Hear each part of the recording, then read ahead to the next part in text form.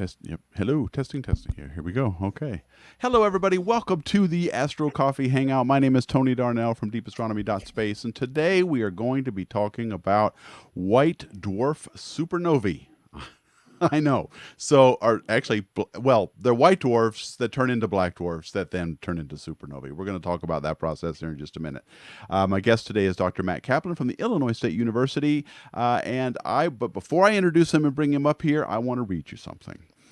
In the far future, long after star formation has ceased, the universe will be populated by sparse, degenerate remnants, mostly white dwarfs, though their ultimate fate is an open question. These white dwarfs will cool and freeze solid into black dwarfs, while by pycnonuclear fusion will slowly process their composition to iron 56.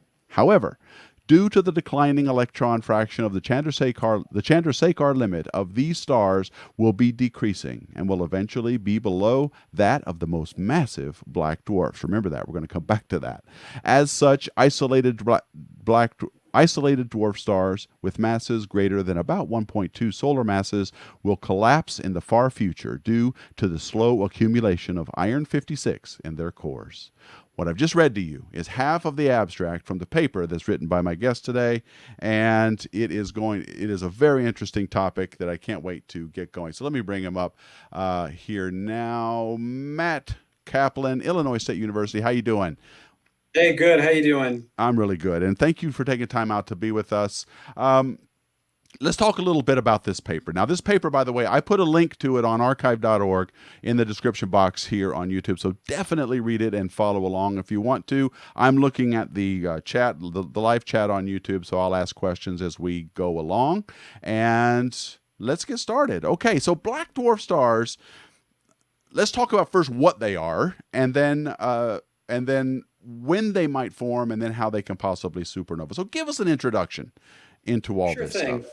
So, if you're listening to the show, you probably already know a thing or two about stars, so I don't need to run through all of it with you. But the basic idea is that stars that are less than about 10 solar masses will burn their core hydrogen into helium. That's the thing that makes the sunshine and all the stars so bright. And eventually they're going to exhaust that fuel. They're going to contract, their core is going to contract, and that will produce a lot of heat, which will cause the outer layers to puff up into a giant phase, which will then sort of shed off into a planetary nebula. And what you're left with is that exposed core of the star, the white dwarf. So they get this name white dwarf because they are white hot. They have surface temperatures that are enormous compared to our sun, but they're very tiny, so they're not very bright. So that's how they get the name dwarf, is they're about as big as the Earth. So a white dwarf, being the remnant core of a star, doesn't have a active heat source. There's no nuclear fire burning inside it any longer. So it's like taking a skillet off of the stove and maybe moving it to another burner and just letting it cool off. So all of the heat that it's giving off is just the leftover heat from when it was still hot during its stellar life cycle. And this is what I actually work on with some of my more serious research is white dwarfs today. But it's kind of obvious then that if you wait long enough, they should get cold. And this is also, again, part of my more serious research, but they crystallize as the pressure in their core is so great that nuclei have end up arranged into a lattice and they crystallize. And what you will be left with after trillions of years, so many hundreds of times the current age of the universe, all of these stars that we see alive today will have cooled and contracted to these sad little dark black crystal balls that aren't emitting any light. Now, let's give us this. I don't think we really gave through the impression of just how long of a time scale we're talking about here. We're talking about these things will cool. White dwarf stars will cool, but it's going to take a really, really long time. So, as I understand it, correct me if I'm wrong, all new star formation will have ceased to exist by this time. The universe will have expanded to a size where can we still see other galaxies in the star or in the sky? Oh yeah. So if we fast forward to the future, today, there's no black dwarf stars. All of the white dwarfs that exist are still pretty hot. But if you fast forward until the universe was 10, 100, or 1,000 times its current age, all of the gas for star formation will have since been used up. So there won't be fresh gas to form stars. So galaxies won't be forming new stars. Galaxies will disperse. There's gravitational interaction similar to how we do slingshot maneuvers to launch satellites through the solar system that will cause flybys between stars to eject each other, and they will disperse galaxies. These rare little slingshot interactions kick stars out of galaxies. So galaxies will have receded from view beyond the cosmic event horizon at enormous distances. And stars themselves will sort of evaporate off of galaxies very slowly until, in many trillions of trillions and trillions and trillions of years, what the observable universe looks like is something completely empty. So every little black dwarf, if you wait long enough, ends up completely isolated from every other star. They're so far apart that the expansion of the universe is sort of expanding more space between them faster than light can travel in a second.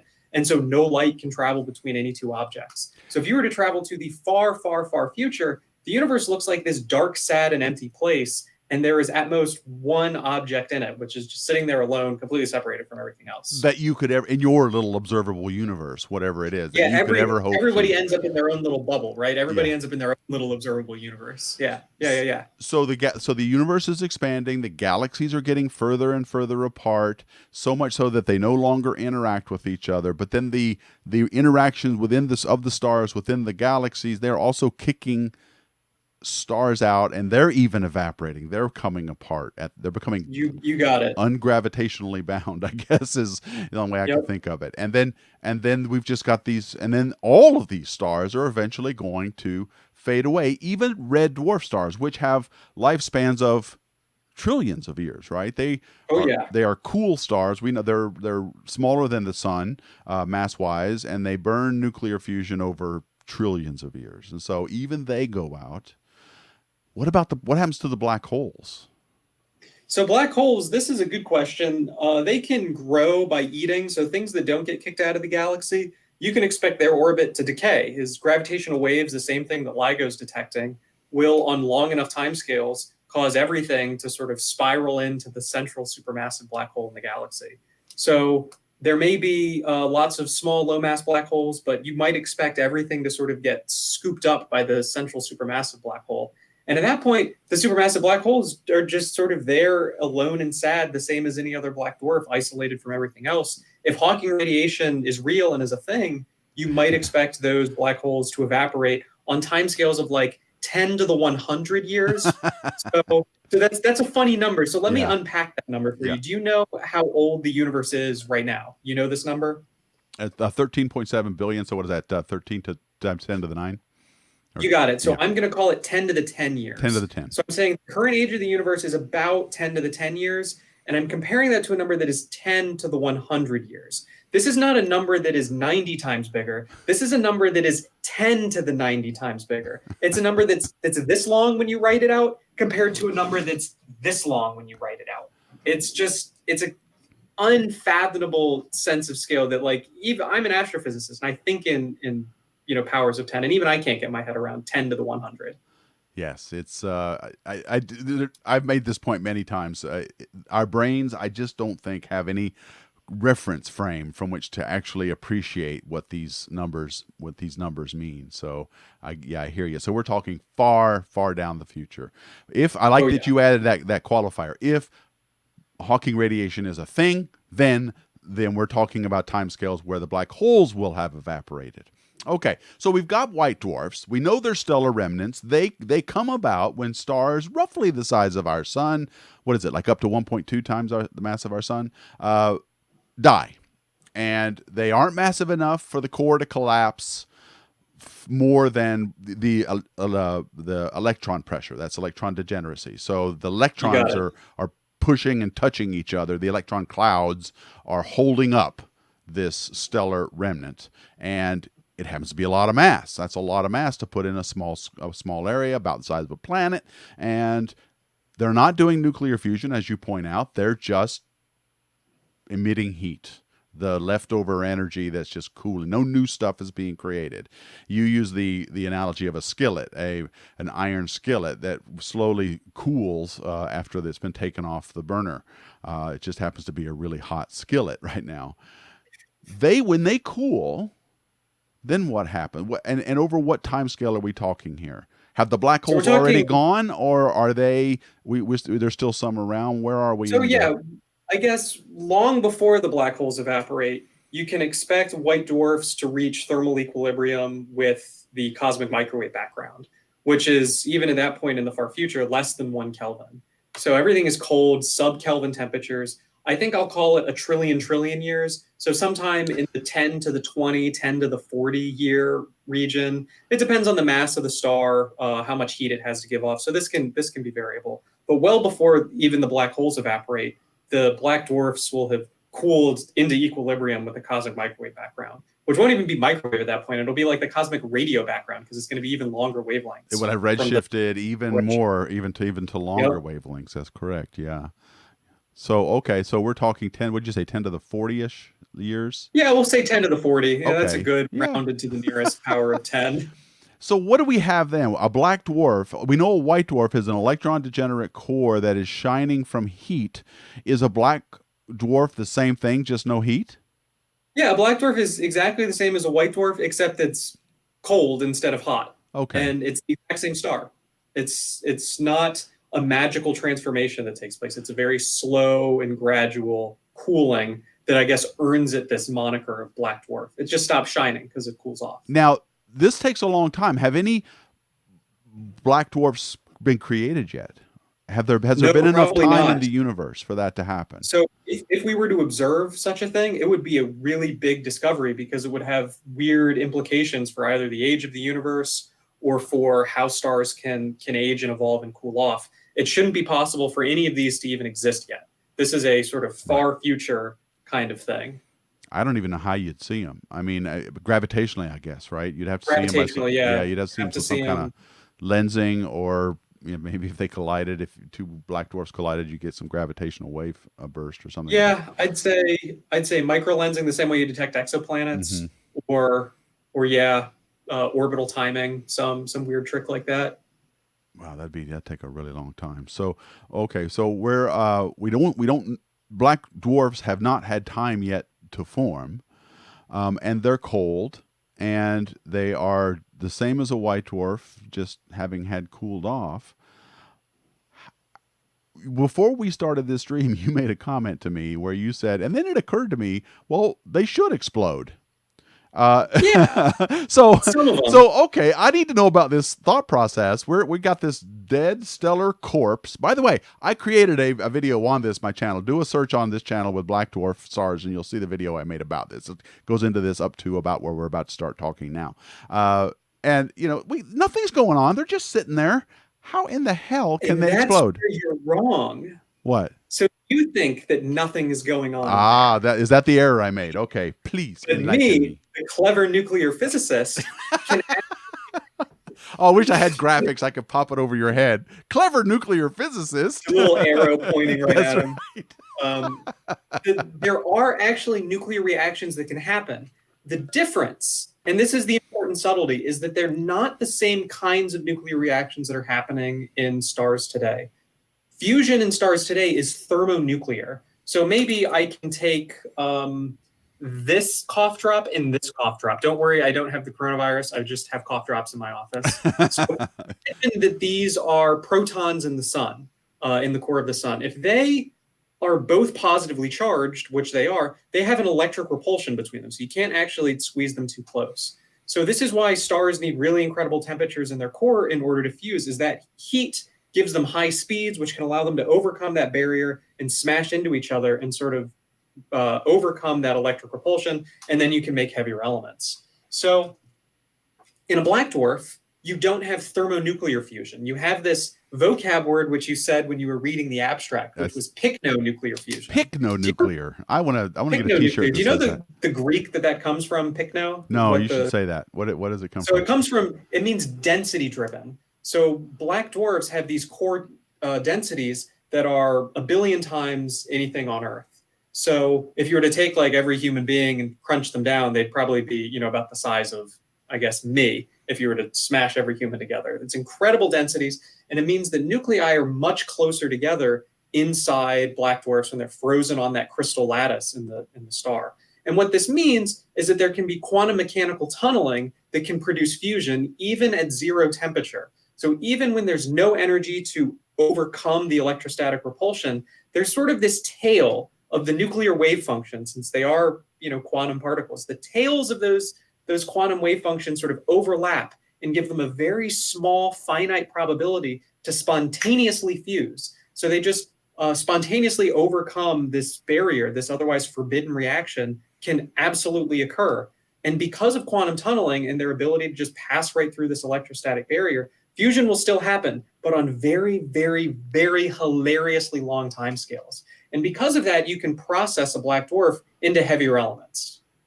And this would happen like one at a rate of one pair of atoms at a time, or what would Pretty much, yeah. okay. This is not something that you sit around and watch. You could wait a million or a billion years and you might not even see a reaction happen. These are Okay. reactions happening with such low probability that they might as well not happen. So people don't really study them today because it's not relevant to observations. But physically, the mechanism exists, and it's a possible mechanism on timescales much longer than the age of the universe. So this is sort of what I'm concerned with. I'm an astrophysicist. If it's possible, how long does it take for something interesting to happen? What role does iron 56 play in this? I want to reread this section because I think this is the heart of what you were talking about. However, due to the declining electron fraction of the Chandrasekhar limit of these stars, will be decreasing and will eventually be below that of the most massive black dwarfs. Is that related? The That is iron exactly the point. The iron is the key point to all of that this. seems like the punchline. So help me understand Yeah. iron 56 and its role in So this. iron 56 is significant to me, the nuclear physicist, because iron 56 is the lowest mass per nucleon nucleus. It's basically nuclear ash. When iron starts building up in the core of a star, it can't be burned. You can't get any more energy out of iron. So iron has this very special role in particle physics of being sort of the ground state of matter almost. If you turn all of the matter in the universe into iron 56, you can't get any more energy out of it.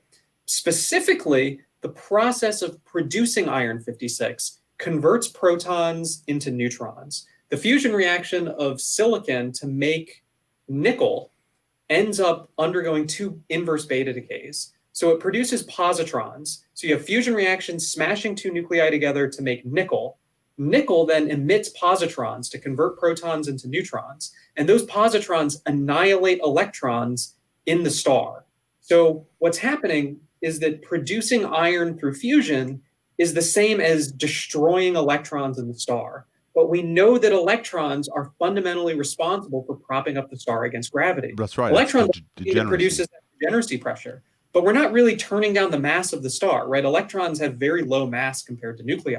So the star's gravity is basically staying the same. Gravity is still pulling the star just as much, but we're now basically knocking out support beams in the core of the star by taking out electrons until eventually the Chandrasekhar limit has fallen to the point that it's equal to the mass and an uncontrolled collapse can begin. And that's what gets you supernova. Tell us about define the Chandrasekhar limit for us real quick. Yeah, so the Chandrasekhar limit is basically this number. It's the mass of a star that if you exceed this mass, you're going to undergo gravitational collapse. It's basically the limit where electron pressure can no longer support the star against gravity. And any small contraction or adding a little bit more mass will make gravity stronger than the electrons and it will implode. So because of quantum tunneling effects, we've got these one-off, low distribution, low probability events happening. But over long time scales, they do happen. They're not zero probability. They're small probability.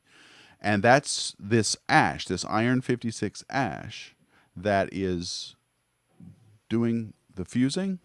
Or is it just something else that's fusing? I'm sorry, I'm still not getting what iron does. Yeah, so that's a really good question. So white dwarfs today are going to be made of oxygen, neon, magnesium, carbon. These are light elements of maybe 10 to 15 or so protons and neutrons. Iron has 56. So you're fusing these light elements, this carbon, oxygen, neon, toward iron. The iron then is sort of poison. It sort of accumulates in the core of the star until the star can't support itself against gravity. I get it. So the role, so when it reaches iron 56, all of these unlikely collision or unlikely fusion reactions that are occurring over eons, eventually we get to iron 56, and that enough of that, because it's massive, has the effect of not only getting rid of the electrons or at least rearranging them, but causing this limit, this Chandrasekhar limit, to decrease to a point where a supernova is then possible, just by a You got it. long buildup of iron 56.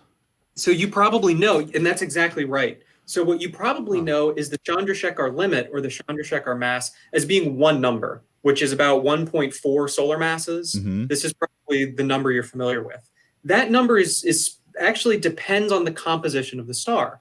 So normally when we say 1.4 solar masses is the Chandrasekhar limit, what we really mean is that the vast overwhelming majority of all white dwarfs are going to be made of elements that have equal numbers of protons and neutrons. So that sets the ratio of sort of electron pressure to gravity pressure. But if you can change the ratio of protons to neutrons, you can change the ratio of sort of gravitational pressure to electron pressure. And if you switch out all of the nuclei for iron, you can find that the Chandrasekhar limit would be 1.2 solar masses. So it means that every black dwarf between 1.2 and 1.4 solar masses has the capacity to explode if you wait long enough and produce enough iron inside of it. That's fascinating. And I love the fact that it's dependent on these unlikely sort of quantum events that's based on the distribution you said of these unlikely fusion reactions occurring. Let me just get to one question from Gregorius because it is relevant. He goes, so the iron atoms are like the control rods in nuclear reactors? Is that a adequate comparison? Oh, that's a decent soundbite, but they don't perform the same function. I guess it's like having reactor poison or ash. It's the burnt fuel. Iron is the burnt fuel more than anything I else. see. Yeah, a control rods just absorb neutrons, right? They just keep neutrons from Yeah, from yeah. I mean, the fission there's reaction. probably an analogy to be made with nuclear reactors on Earth, but it's not occurring to me what it might be. Right. Yeah, Uh, that's a fission reaction anyway, so yeah. it'd be a little bit different. Thank you, by the way, Hans. I appreciate the help, as well as Susan Hunter. I saw yours is earlier. Gregorius asked a question earlier. Then let me get to his. What is the difference between a black dwarf and hot Jupiters? They look kind of the same. Would they look kind of the same visually? Yeah. As you take a white dwarf and cool it off, it's going to be this compact object that's, the size of a planet, and it will eventually be this cool red simmering look to it. But the composition is going to be very different. I know hot Jupiters will be primarily hydrogen because they are basically planets. But white dwarfs and black dwarfs are going to be primarily made of carbon, oxygen, neon, and magnesium. So they'll have a different composition. But I guess in the sense that everything in the universe is just a round ball made of atoms, they'll be similar. Um, Okay. yeah, hard to say. Okay.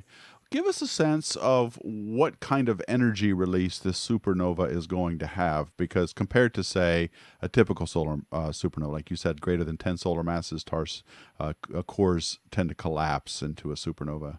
How would they compare energy wise? So that's a great question, and it's not one that I know the answer to off the top of my head. Hmm. That's something that's going to require some actual detailed simulations of stellar evolution and supernova. But I think I can say with confidence that they will be weaker than supernova that we see today. Well, that And makes the sense. is, and that makes sense, right? Yeah. Is the material inside them is already significantly processed toward iron, so there isn't much energy from nuclear reactions to be obtained. And also they'll have lower mass, as these are going to be much lower mass supernova progenitors than anything that's exploding today. And mass is equivalent to fuel for a supernova because they're powered by the gravitational implosion of the upper layers of the star. So I can say with confidence they will be dimmer. They will not be as bright as supernova today.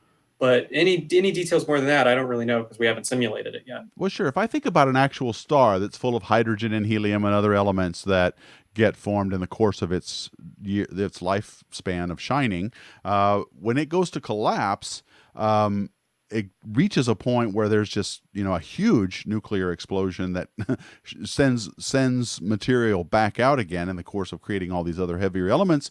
It has also the effect, because explosions go both ways, it compresses a core even further, which either gets supported by electrons. In the case of a white dwarf, it's way too massive for that to support it. Or in the case of a neutron star, sometimes those stick. You can press a supernova You can core. completely overcome electron pressure, and you can produce a little neutron star, And right? right, and then you've got the neutrons holding everything up. Of course, really big explosions, really big stars, not even neutrons can hold up, and you end up with black holes, stellar remnants. But using this idea, we're already starting with what, 1.2 to 1.4 solar masses, right? Somewhere between 1.2 and 1.4, yeah. Not greater than 10. It makes sense to me that, because mass and energy are so intertwined, that you're not going to get a more energetic supernova. Yeah, and you make a good point, which is there's this really interesting question, which again, all I've done is a cursory study. I wrote 5 pages about this. I didn't really do any super detailed calculations. There's interesting open questions of what sort of things form, and then what is their far future evolution after a black dwarf supernova. So do they produce neutron stars? Or do they just produce lower mass black dwarfs that then don't have enough mass to explode because they blew off half of their outer layers? So I don't know, and that's like a really cool open question that like hopefully someone will work with me on in the next year or two for follow up. Yeah, I just well, first of all, nothing has happened yet. We got to wait another 10 to the 20 years or so before we're going to see any of these things pop up. And of course, you have to wait another 10 to the 1,000 years after that if you want them to explode. Oh, and then of course that's right. Then you get the black dwarf, and then you've got to get this process going to get us to iron 56. So yeah, it'll be a wait, I think. Well, I got to ask you, Matt, because the way I get my news these days is I have news feeds, probably mostly from Google. I'm looking at my phone and I'm scrolling through Google News. I must have saw, I don't know, 25 different stories about this from different publications. Did it surprise?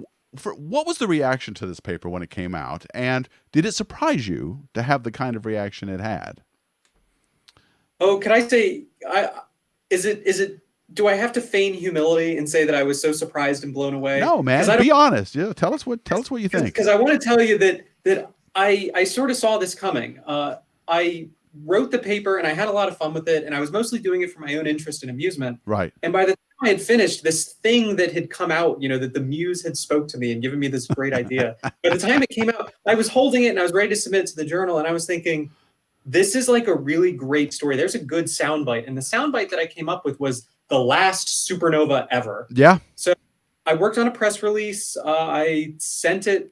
So I mentioned I work on white dwarfs and neutron stars today is my actual research. Mm-hmm. So I've had other press releases in the past. So I knew some science journalists who are very good writers. So I thought to tip them off, I was like, hey, I've got a juicy story for you about something that's going to happen in an eternity from now. Yeah. And a lot of really good science writers that I know took the story on, and it found good homes and Science Magazine and National Geographic, among others. And then once you have a big story like that with a soundbite like that, everybody in every blog in every language is going to try to run a story. Yep. So it's been a fun couple weeks just getting to tell people about this stuff. I saw that too, and I saw a lot of copy and pasting of different things, and people doing various jobs at analogies to help us understand just how far in the future we're talking about here. So I'm glad to hear you say that you knew this was going to be, something that would catch people's attention up front. And you did it to start because you were interested, but then you noticed this could catch the public's eye.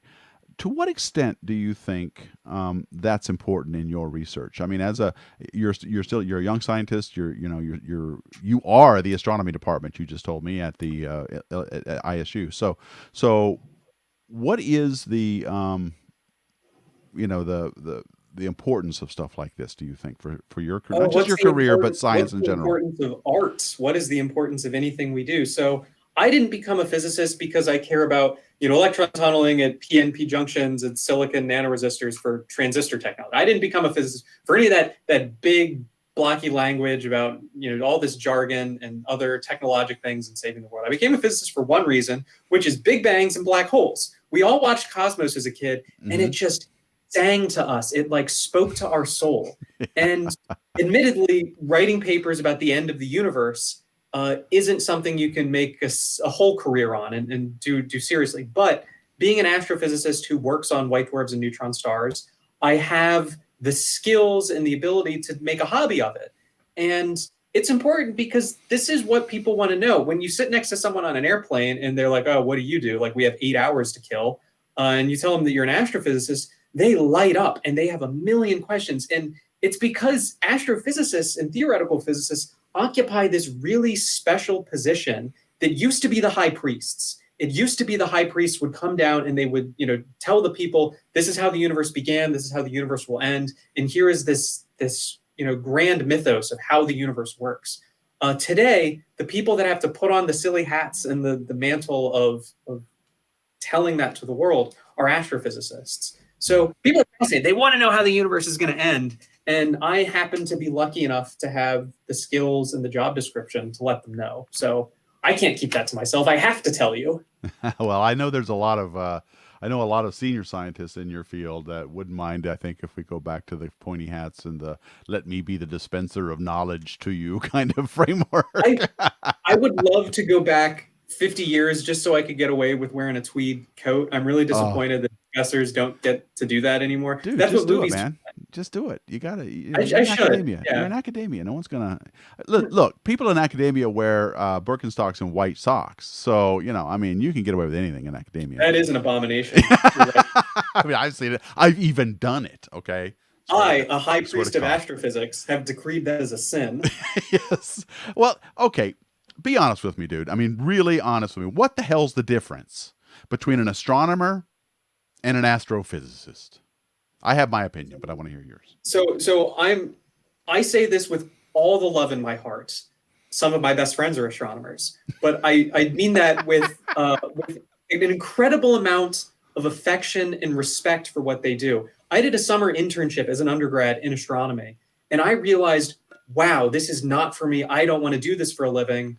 I wanted to be a physicist. So a physicist or an astrophysicist is just a physicist who works on problems about things in space. So it's a lot of computer simulations. It's a lot of theory. We're not really going out and making observations of things. Astronomers are, in a certain sense, a kind of photographer.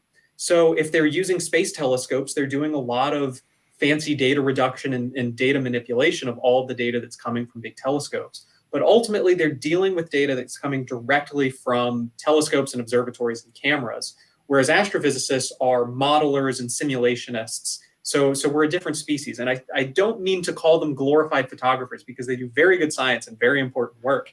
And I wouldn't have my job without them. But I am absolutely not cut out for that. I'm a physicist. I'm going to tell them you said that. No, I hear you. And that's an interesting characterization. What would you call it? I don't agree. I don't agree with. I don't think there is a difference. I think there are plenty of astronomers who model and run models, and their research depends on models. Yes, there's also a lot of observationalists, but I don't see a difference. I maybe the difference is that a physicist in training decides to specialize in the problems of cosmology and astronomy. That is starting to become more of a blurred area. Certainly, a lot more particle physicists are involved in cosmology than ever before. After we discovered this idea of dark energy and all of that stuff, a lot of particle physicists started coming in to try and figure out what's going on with that. So, but I don't think there is a difference. I just think it's a matter of ego. Astrophysicist sounds better. It sounds like you studied harder, but I can tell you the curriculum one has to study isn't if anything, studying astrophysics is easier than studying physics, just because a lot of the problems haven't been solved already. You've convinced me. I agree, but I'll agree with the caveat that I think it's important to recognize that, like you said, the boundaries are really blurry between these fields. I think over the course of this interview, I have put on a couple different hats. I said I was a nuclear physicist at one point when I was talking about something. I said I was an astrophysicist at another point. I mentioned that I work on how stars freeze. That's a material science problem. So I have all of these different hats that I'm constantly putting on. So like you said, there's a lot of astronomers that also do astrophysics and that they also do modeling to work with their observations. It's a good point that like any of the young people listening to this who want to be astronomers and astrophysicists when they grow up, you don't really have to pick. you can get all of the skills that you want, and you can pick the It's problems. the that same you might training. work on. You're gonna Yeah, need. You're gonna need. You'll have to specialize at some point. But whether you decide to become an observationalist or a modeler, it doesn't make. I don't think it makes a difference as far as whether you're an astrophysicist. I think it's just what you want to be called by. it's just what you want to call What I yourself. don't think we need are more modelers. I mean, don't take no offense here, but we got plenty of models and plenty of theories. What we need are observations to prove which ones of these things should we not be paying attention to. What we really Because I'm need, an and I will say observationalist at that, heart. is that I think we need more instrumentalists. Is the Oh ability yes, to absolutely. gather data and evidence and Yep, make yep. observations is just a function of how many telescopes and how many people you have maintaining them, and And that how many people requires somebody you have who can build using and things. running supercomputers. I couldn't agree more. Absolutely. That's very well Those are the said. unsung heroes. Yes, if you guys want to go out into the field of astronomy and work on electronics, software, all of these things are incredibly needed in the field to advance it any further. Interestingly, that's the job that most sort of astronomers and people that work at NASA that I know, they actually are the instrumentation people. Everybody that's Yeah. at a university and calls themselves an astronomer is sitting at their desk using data they've just downloaded from Hubble's website. Yeah. But the people that build James Webb, those are people that have experience with mirror technology and CCDs. Yeah. Those are the real, that's what people at NASA actually do. Yep, that's a good point. Okay, let me get to Galaxia's question. Is the part of the iron being eaten by the black hole and part of the iron blown into space? Eventually when a supernova collapses into a black hole, she's asking. Oh yeah, that is a great question. So That's Galaxia. She's awesome. yeah, so a supernova, like a supernova today with a massive star, if you're going to have a successful supernova and it's going to produce a black hole, you're going to have a proto-neutron star. It's going to make something like a neutron star for a quick second or two so that things can bounce off and sort of produce the supernova. But once that proto-neutron star accumulates too much mass and collapses into a black hole, a bunch of the other infalling material does fall into that black hole. So it's highly dependent on the mass of the star and how long that, you need that proto-neutron star as a target for things to bounce off of. If you have a star that just disappears, that is an observational piece of evidence that it underwent a core collapse and promptly formed a black hole and everything fell in, so there was no grand explosion. So this is one way to tune the energy of a supernova, is how long do you let that target exist for things to bounce off of? Okay, so I wanted to ask you a little bit about your neutron star work and white dwarf work. Are you excited about the new realm that gravitational wave astronomy has made available to astronomers? Particularly, the things. Oh God, what? I just drew a brain fart. What's it called? The LIGO. God, LIGO? I can't believe LIGO. it. God, I just forgot it. Yeah, LIGO. Things like LIGO and hopefully LIGO Lisa is, in the future. oh man, Lisa's going to be amazing. LIGO is something of a religious experience. I went to one of their detectors, the one in Washington, and walking through and seeing how this beast of a machine works. And it's just a glorified Michelson-Morley interferometer. Yeah, But yeah. the way that, it's measuring, fractions of a length change. I mean, they report strains of 10 to the minus 20. So they're reporting mirror motions of fractions of a proton width, to measure gravitational waves passing. It's just mind-boggling that they're able to do this. And not only that they're discovering these entirely new classes of black holes. Nobody suspected that there were going to be 30 or 50 solar mass black holes. That's crazy awesome. The Kilonova 170817, which is the date, which was had its 3-year anniversary just a few days ago, August 17th, 2017, when the two neutron stars merged and made the big Kilonova explosion. Mm-hmm. That was a watershed moment for the field. There was too much data to know what to do with. I will say that it was, imagine being a paleontologist. That's what we're doing, is we're working on these dead fossilized stars, right? This is most of the neutron stars that we see are these old pulsars, for example. Imagine you're a paleontologist who spent your whole life studying bones, and then someone comes into your office with the still bleeding leg of a Tyrannosaurus Rex. You're like, I just cut this off a T-Rex with a chainsaw. Anyway, here you go. You're the first person I thought of. Have fun, do science with it. You're like, where do I even begin? There is so much data to be Great had image here. that was. And that is the kind of revolution the field has been going through since gravitational wave astrophysics has become a thing. It's it's a whole new game. It's a golden era, really. It's yeah, and it's soon to be a fire hose of where do you even begin of Where do you even observations? begin? Well, you mentioned Kilonova, so this is a class of supernova. Well, you tell us what a Kilonova is. So Kilonova, they have this name Kilonova because they are brighter than a nova, but not as bright as a supernova. That's how astronomers like to name things. They just name them by brightness. Right. Kilonova specifically are the explosions or astrophysical events that happen when two neutron stars merge. So if you take two neutron stars or maybe a neutron star and a low mass black hole, you have them spiral around each other so their orbit decays from gravitational waves. Eventually they crash into each other at about half the speed of light. So all that friction and all of that gravity ends up rending huge amounts of mass off and shedding it into a big shell around the neutron star remnant that merged. That thing probably collapses to a black hole, but you have all of this neutron-rich matter that explodes off of it, and eventually it sort of falls apart and fissions and forms lots of heavy elements like gold and uranium and lead. But that cloud of bright radioactive goop for like a month, that's what we call a kilonova. It's like a dim supernova produced by colliding neutron stars. And that was discovered with multi-wavelength astronomy, right? I mean, LIGO sent out an alert. Am I right? Is this the Right event? away. And then other telescopes quickly focused in on it and got other wavelengths, right? Yeah, so there was a glitch actually. LIGO had a glitch at the Louisiana detector, which made this really ugly sort of band over their observation that they had to subtract out. So it took them like 30 minutes to actually localize the explosion and tell people where to look.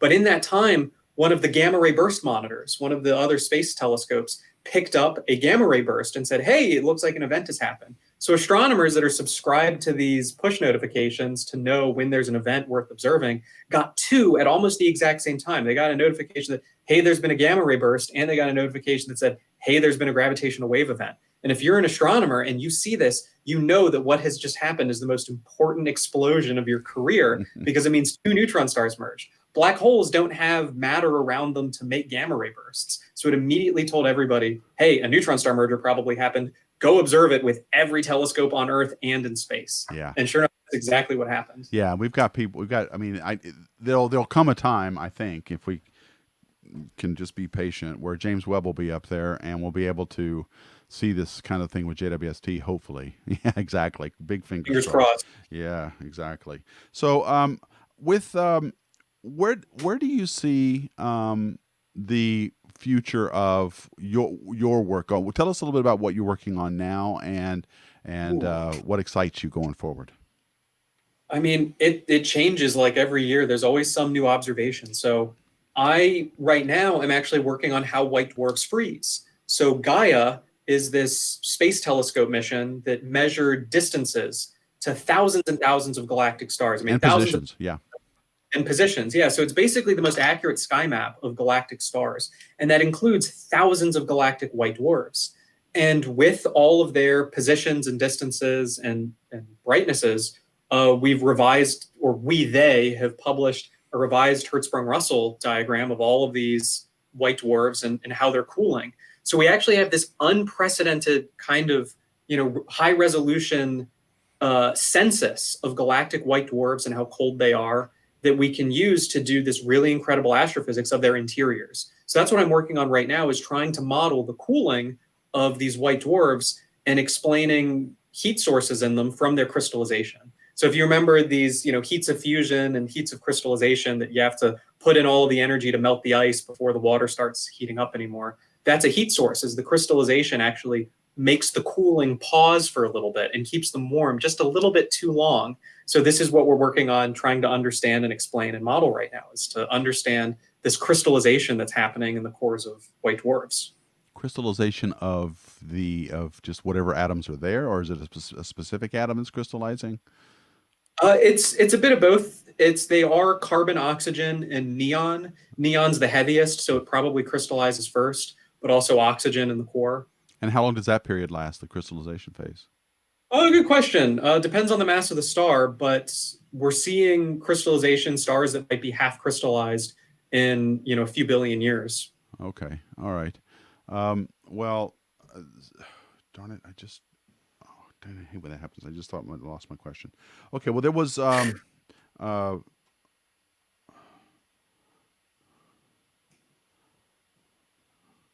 Okay. Well, it'll come back to me in just a minute, and then I'll blurt it out while you're talking about something else. Sure thing. But the there was a question about the expansion rate of the universe in the chat, and I just want to briefly talk about that a little bit.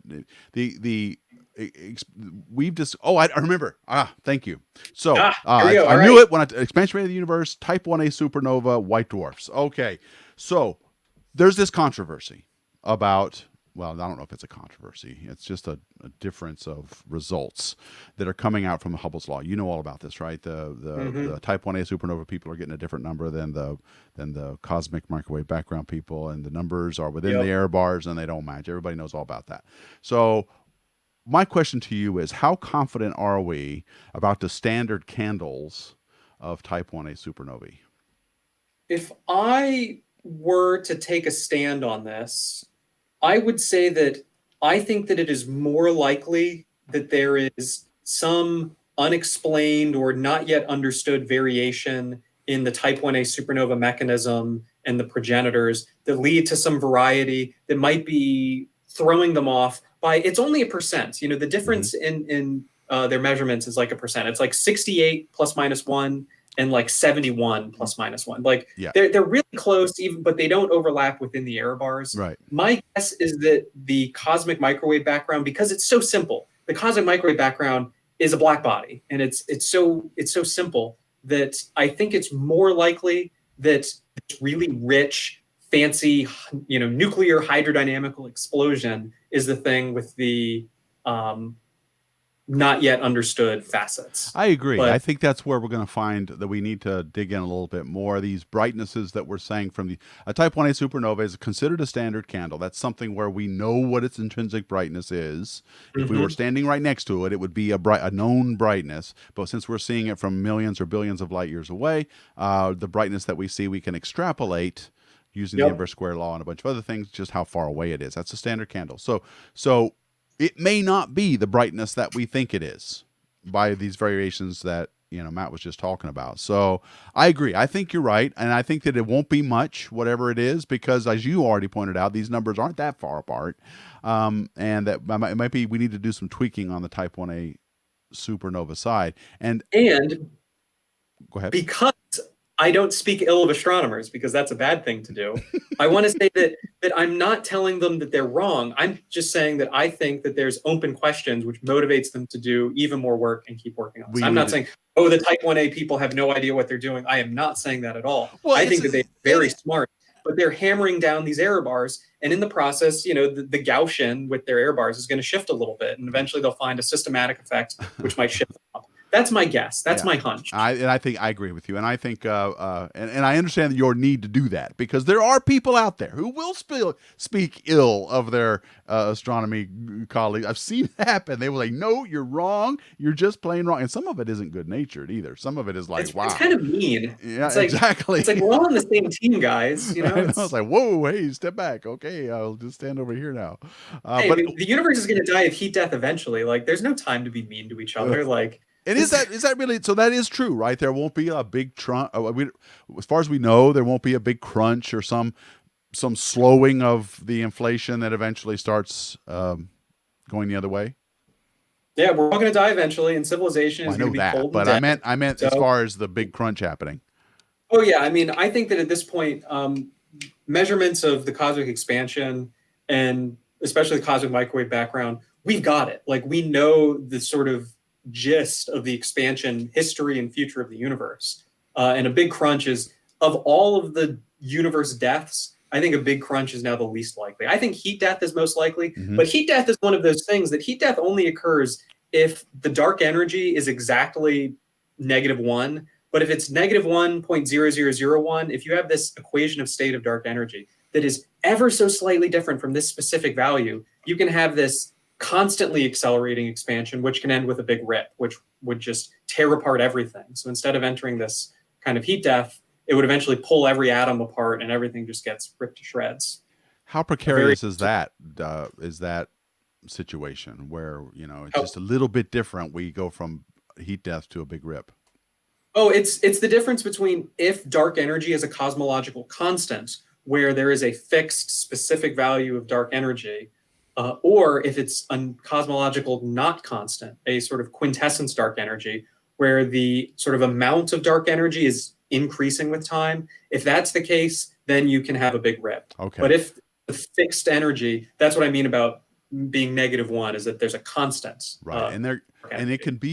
it can be variable throughout the history of the universe, so we don't know that yet either, right? There could have been Right. times when the expansion of the universe was happening at a different rate than it is now, and you're right, the constant isn't so constant. It's a rate of change that could have been different depending on different epochs in the universe. Yeah, And then compared we don't with have it, that measured yet. It's yeah, not known to high enough precision. The Hubble constant, for example, this is a fun one. I get to teach this in my classes. The Hubble constant isn't a constant. The that's right. Hubble constant we measure today is the Hubble constant of the universe at 13.8 billion years of age. That's But right. when you look back at the expansion history of the universe, if you extrapolate from lambda CDM, the theory of the Big Bang, you find that the Hubble constant has changed a lot since 13 billion years ago. It's the Hubble parameter in these big models where you want to take the time dependence of it into account. Yeah. And in the time scale that includes the heat death of the universe, this is we're a pretty young universe, as all things considered. I mean, We still have stars. yeah, yeah, and they're still being, but we still have hot The vast, young blue giant stars forming, oh yeah, and so that's the also a thing. vast overwhelming majority of all time will be spent being cold and sad and empty. Once galaxies disperse and stars all burn out. Yeah, and we'll start seeing a whole lot of elliptical galaxies, and everything's going to get decidedly more orange and red over time. So, I don't really like orange too much. I'm more of like a canary yellow kind of oh guy. I yeah, don't know about you. But I like this bright color blue. right I here. You like see this color on my poster? that. This yellow right here. That's you? Okay. Yeah. Yeah, I'm more of a bright blue guy. I like a lot of You hot have good young. taste. Yeah. Yeah. Yeah. Well, we'll see how. I mean, it's there's a lot about the universe that we've managed to learn over time, but there's just so much more we got to know. And among them are these things like the distribution of dark energy and all. When I was working at Dark Energy Survey, one of the ways they were going to do that was by looking at 5,000 square degrees of sky, just one area of sky, for 525 nights, so that they could get a sense of the distribution of galaxies and the over the time period they were looking, and to get these redshifts very accurately. And they're still putting out papers and data now. They're still going through that data actually. So they've since finished their observations, but they're still churning away at it and discovering new things. So I'm interested to see what comes out of that survey as well. But there is no real question, is there, that dark energy is a thing? Is this a real question that dark energy isn't a thing? Well, there's people who aren't sure what it is, and they think it could, I think that's fair. I think it's fair to say we don't know what it is, but at this point, we've definitely given the Nobel Prize for it, right? Those high redshift supernova Well, guys. I know when it was based on the supernova thing, which is why I got concerned about. Gee, I hope we're Yeah. right about type 1A So I think supernova. that the fact that the cosmic microwave background gives you basically all the same parameters for our universe. It's a Friedman model. Without going into detail, Friedman models give you this expanding history of a Big Bang and then an eternal expansion. Both the high Z supernova and cosmic microwave background do give you that same cosmology, which requires a dark energy to drive expansion. So I think at this point we can be pretty confident that dark energy is, a thing. But the question is, what is the thing, right? Why is there 70% of the energy in the universe just locked into empty space? I mean, that's a Nobel Prize right there for whoever can answer that question, Right, or right. rule one theory of dark energy over another. And it's the same with dark matter, although it's an unrelated issue. The idea that there's just 25% of matter in the universe is made up of this stuff that won't interact with us in any way whatsoever. I talked to Sean Carroll about this briefly, and he says, even if dark matter doesn't exist, then something very much like it must exist, because Oh yeah. the evidence is so overwhelmingly indicative that it's there, that Mm-hmm. there really must be something quite like it there. And it's, the names may be unfortunate, dark matter, dark energy, but these are just meanings, things that in the case of dark energy we don't know what it is. Placeholders. Yeah, we don't know what it is, and in the case of dark matter, it's this stuff, whatever, and we don't know what that is. It just won't interact with us in any way whatsoever. Do you got any feeling about the timescales that we might find out something about whether dark matter, dark energy is what it might contain, what it might That's a look great like? question. If you would have asked me 10, 15 years ago, I might not have bet on LIGO finding all the things that they did. But It now didn't we work have for this a really LIGO. long time, did it? Yeah, it didn't work for a really long time. And why would advanced LIGO be that much better than the original LIGO? Hmm. And so only an order of magnitude in range, but there's uh, this sort of serendipity that comes with these discoveries that I know a lot of physicists. I sit through a lot of colloquiums where they say, so this is our dark matter experiment. We are going to probe using here's this element in this tank with a magnetic field, and we're going to probe for this exact specific theory of dark matter, which is this exact particle from this very specific beyond the standard model physics. And I listen to so many of these talks and I think, you're not going to find anything. But God, if you do, wouldn't that be sweet? And it's kind of throwing a dart. Is right now we're going through this 8,000 ways not to make a light bulb, and we only need one. We only need one positive experimental result that says, "Hey, we've got a hit.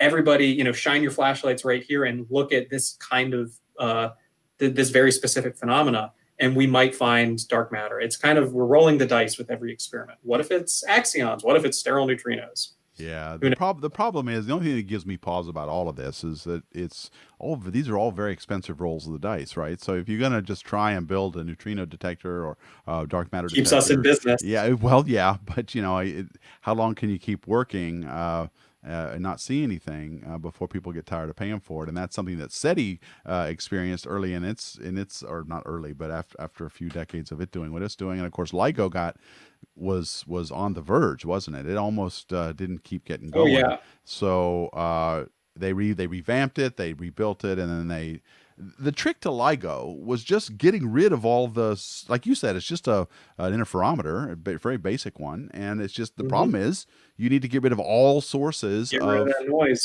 yeah, of noise that could be there. Gnat burps from 2 miles away would cause this thing. You got to get rid of all that, right? So that was the technical challenge for LIGO. I'll tell you two stories. The first is that as a grad student, I had a lot of friends who were working on some of these big particle physics detectors, some of them xenon 1 ton, these dark matter experiments. Fortunately, these experiments aren't as single purpose as the spokesperson might have you believe. They always are capable of having 2 or 3 sort of backup observations that are good and useful, like monitoring solar neutrinos and monitoring for neutrinos from nuclear reactors being fired up somewhere on Earth. So particle physicists have gotten very good at multitasking with their detectors. So hopefully that helps justify continuing to build these. And another fun story, I'm going to change topic because you're talking about LIGO. My experience at LIGO, I mentioned that I went to their detector. One of the things that they mentioned that they had to subtract for was the motion of people in the control room. The literal physical motion of a human body walking around in the control room, over the sort of 2 kilometers of the array. The repositioning of the mass of 50 kilograms of human is enough that they can actually detect it with the detector. Fortunately, I'm now 10 feet closer, I'm 10 feet farther. The difference in gravity is small enough and it's detectable enough that they can measure it easily and subtract it out. But the fact that they are sensitive to the guy going to get his coffee to start his shift is amazing. Like it is a level of sensitivity that I don't think anyone else has had on any experiment on Earth. Well, with LIGO, it's all about the characteristic of the signal, right? I mean, if you see 2 black holes merging, then LIGO is going to show a blip that looks like this. If it's 2 neutron stars merging, it's going to show a blip that looks like this. If it's a person moving around in the control room, it's going to look totally like this, different. and get rid of that. Subtract that out. Yep. If it's a gnat burping 2 miles away, it's going to look like this. Get rid of that. And that, you're right, is like you model it all first. You figure out what these signals should look like, and then in the case of people moving around, you can actually model. You don't need to model it; you can just measure it, and then what you're left with is a real signal, and that was not trivial. It's It's impressive. not trivial at all. Yeah. So There was a really neat problem that they had to worry about. So you don't really have to worry about the guy in the control room because you can subtract that out. But you do have to worry about anything that might produce interference at both detectors with a speed of light delay. And that would be lightning. So they spent years worrying about how lightning might couple to the electronics in the detector and maybe make some sort of waves in the Earth's ionosphere, which would couple to the electronics and make a wiggle that might maybe possibly look like black holes. So this was like a real problem that you can find mountains of papers and PhD theses about this. And studying the Earth's atmosphere for the purposes of gravitational waves doesn't occur to me. But once they tell you this was a serious problem that we spent years working on, I mean, it's just amazing that they were able to detect anything. It's a triumph. And in Of some science. ways, this problem is exacerbated with LISA. If it ever gets up there, this is a space-based version of LIGO. They're going to have different telltale signals of things they're going to have to get rid of. Things probably like all the planets and nearby NEOs, all this stuff that's going to have to be modeled and gotten rid of. So the problem just doesn't get any simpler because it's in space. Some things go away, but people moving in control rooms, but other things enter into it, like NEOs and comets and all this stuff. Oh, yeah. So unknown sources that you've got to maybe go, is this real? It might be a new way actually of detecting things. Who knows? Might be, the interesting thing that comes out of a lot of these experiments is when you try to beat down your noise and you're trying to get rid of all this background, you often discover something really interesting. That's how Penzias and Wilson discovered the cosmic microwave background. Good example. They were just trying to calibrate their microwave horn. They wanted to look at an empty part of the sky, and they're like, where is this hiss coming from? What is that? What is that? Is it this bird crap? Shovel the bird crap out of get these pigeons out that are roosting in there. No, that wasn't it. What could it be? Oh, they were detecting the light from the Big Bang. Yeah. So this is, one thing that is, I mean by serendipity. If we're going to find dark matter or figure out what dark energy is in my lifetime, I expect it's going to be someone getting kind of lucky with something they didn't really expect. Yeah. Okay. I think that's a good place to leave it. So, Dr. Matt Caplan from Illinois State University, thank you so much for taking time out to talk to us about your paper, which was all about black dwarf supernovae, the last supernova ever. And it's a great paper. I put a link in the description box to check it out yourselves.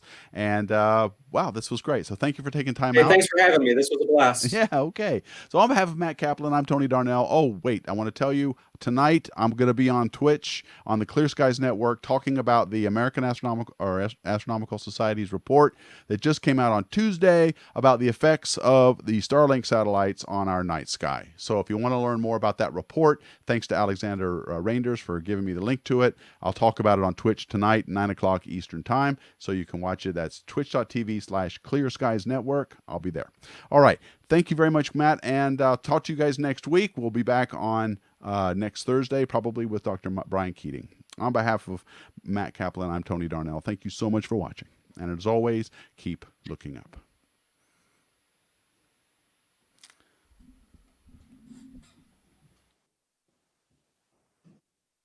All right, we're off air.